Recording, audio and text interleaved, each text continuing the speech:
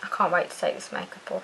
Why don't you make like makeup taste good? Like, obviously if you're wearing makeup, you're gonna swallow it at some point. Like, I know you're not meant to, but like if you're wearing lipstick, you can't help it. Like, you might as well make it taste good. Like, you vlog a tip. If you're gonna make your own line, make it tasty.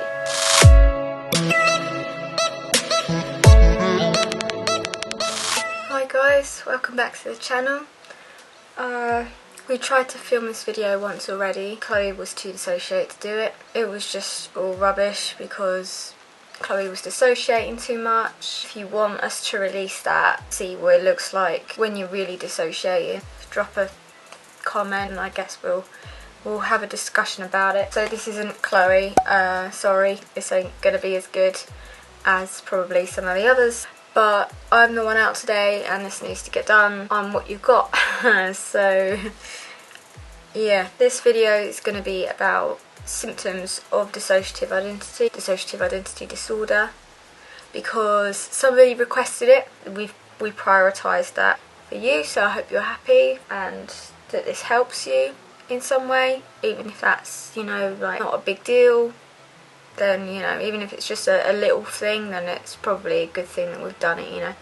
Makes it worth being here, I suppose, doesn't it? Right, first thing is headaches. Now, people with DID generally complain a lot about having headaches that like don't really get better whether you take paracetamol or not, or like painkillers. I don't know what the Americans out there watching or what other places use to get rid of headaches. Doesn't really work, and that's because it's not the same as a normal headache, because the reason we get headaches is because of the like stress of switching out, which is like when one personality like swaps place with the one that's currently fronting. Yeah, that can like give you really bad headaches, and it's pretty grim because, you know, there's nothing really you can do about it. You just gotta ride it out until it's gone.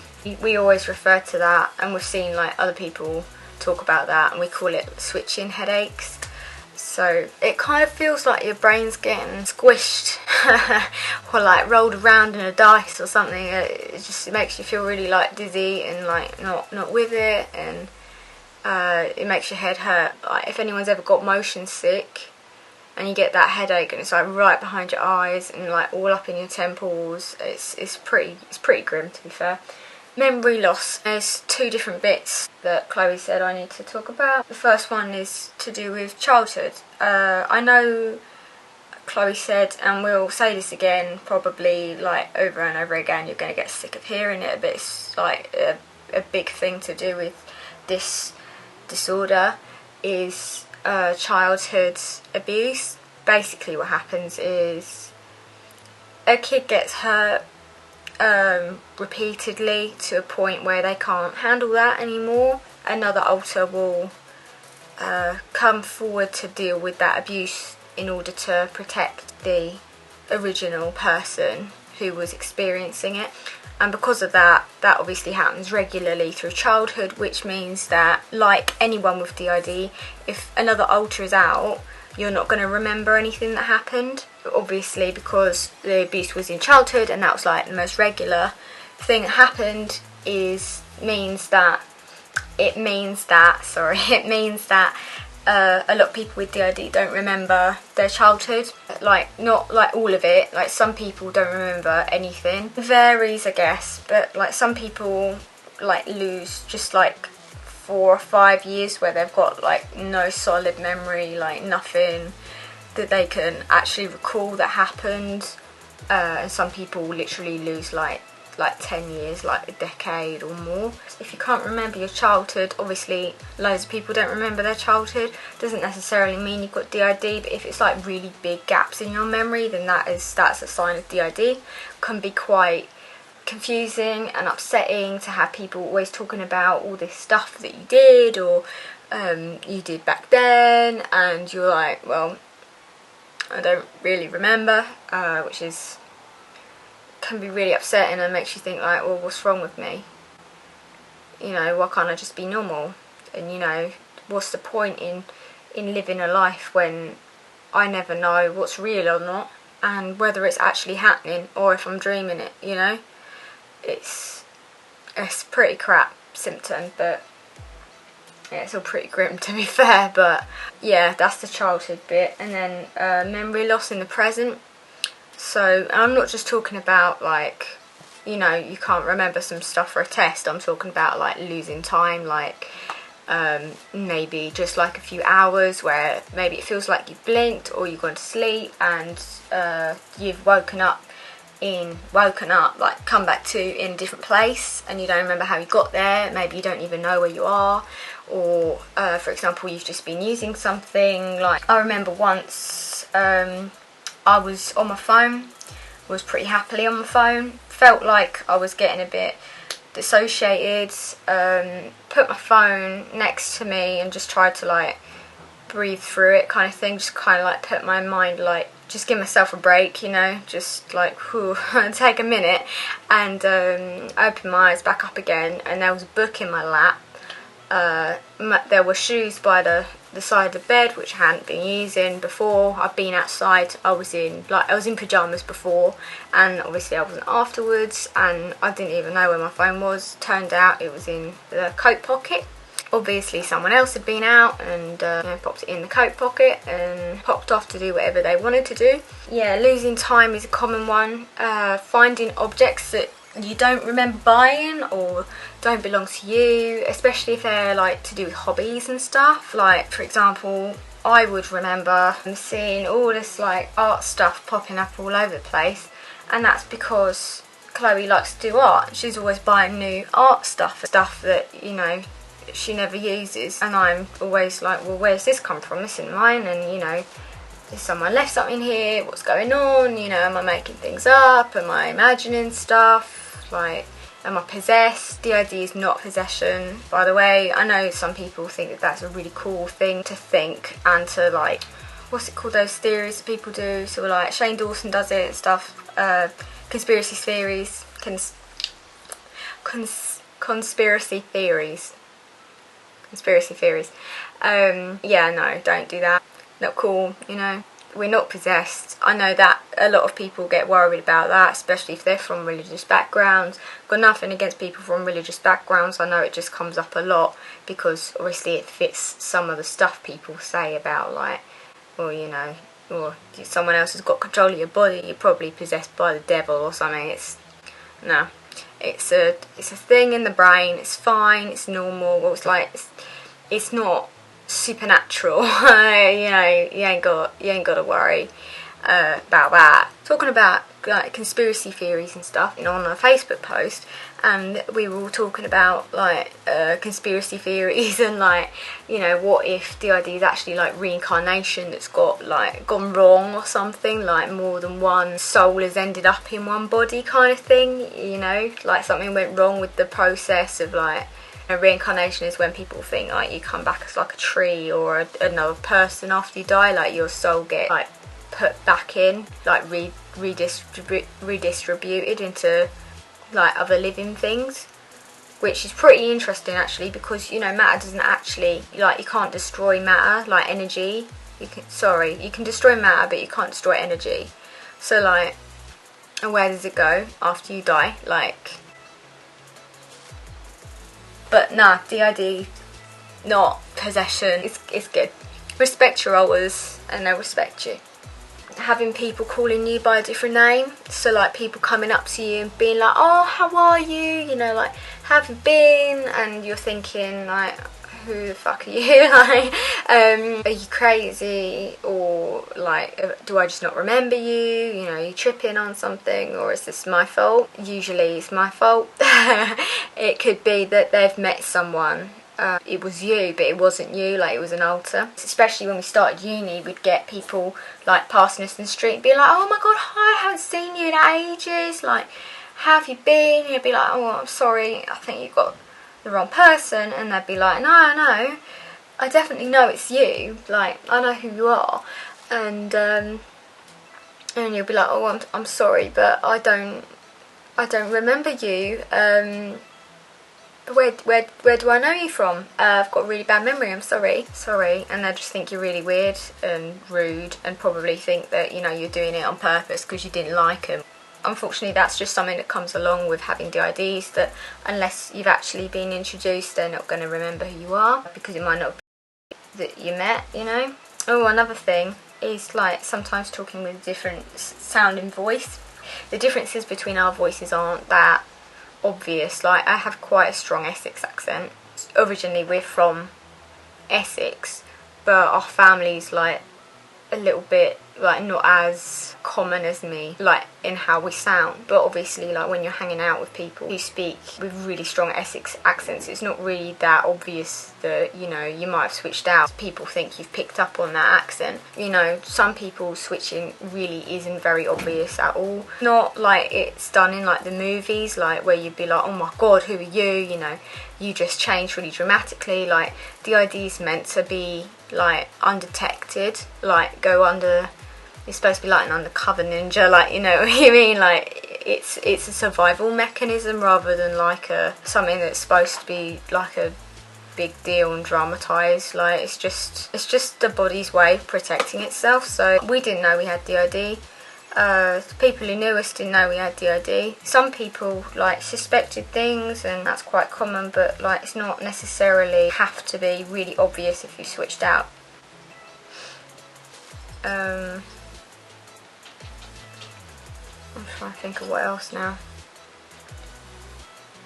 Some people with DID, their personalities can be quite like really obviously separate. You're not weird if you're not like really subtle with your switching. Like, it's everything's on a spectrum, right? The channel MultiplicityAndMe are really good. They're like, everything they do is backed up by like science, and like they really know what they're talking about. They're really lovely people. Yeah, check them out if you want to see more of like what a really obvious switching looks like, or if you just want to know more about DID, because they're really good. Like, they've got a really well put together channel, and they've been on some like TV documentaries and stuff like that. It's really good stuff. So like, if there's anywhere else you wanted to look, like probably have a look at them. But yeah, like everything's on a spectrum. It's different for everyone. Another thing is dissociation, and Chloe told me not to get too deep into this one because we're going to make a special video for it on its own, because it's like a really big topic and there's like a lot of science behind it, and she wants to like get all the facts right and stuff like that. But dissociation is like, again, on a spectrum. Like, everyone dissociates, but like DID is on like the very far end of the scale. Like, have you ever been driving and then like you suddenly realise that like 20 minutes has passed and you're right near your destination and you don't actually remember driving because you've been on autopilot the whole time? It's kind of like that.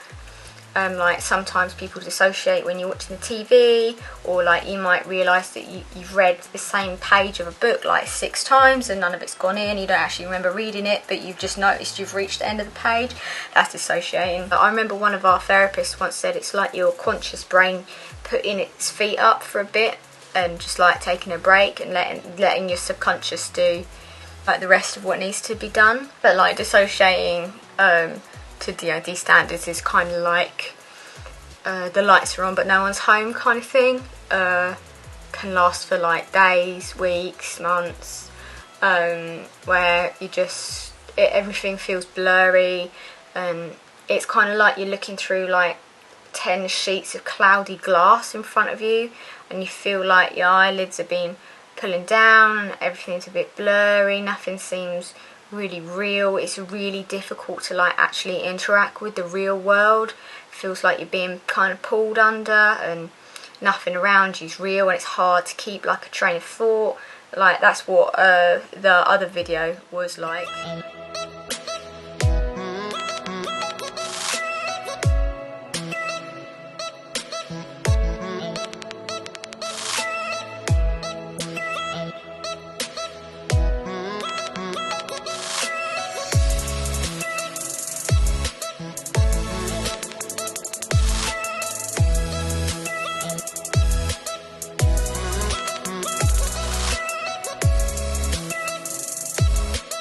Like, impossible to like even keep your eyes focused on one thing, let alone keep your train of thought going, because it's just like your conscious mind isn't really like there properly. But there's like a whole big like reason for that. Like, it all makes scientific sense and blah blah blah. If you're interested in all the science and stuff behind it, Chloe's videos are going to be better for you. and Sally if she does new videos. This is more of a simple one. Depersonalization and realization. I'm not really sure how to describe that. We'll probably like put some information below, you know.